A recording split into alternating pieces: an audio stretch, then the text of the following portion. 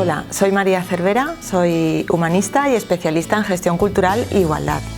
Y este año me estreno en FAMPA con dos charlas, una sobre la igualdad se aprende en la familia y otra sobre conciliación y corresponsabilidad en la familia. La charla La igualdad se aprende en familia tiene el objetivo de sensibilizar a las familias sobre la importancia de trabajar la igualdad desde casa y además de proponer unos recursos prácticos para poder incorporarla a la vida cotidiana. La familia es el primer sitio donde se socializan los niños y las niñas, y por ello es muy importante que seamos conscientes de los estereotipos sexistas que conviven con nosotros en nuestro entorno.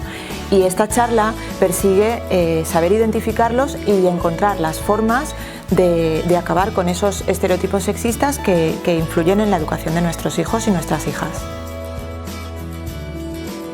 Esta charla tiene como objetivo mostrar a las familias la importancia de repartir las tareas entre todos los miembros de una misma familia.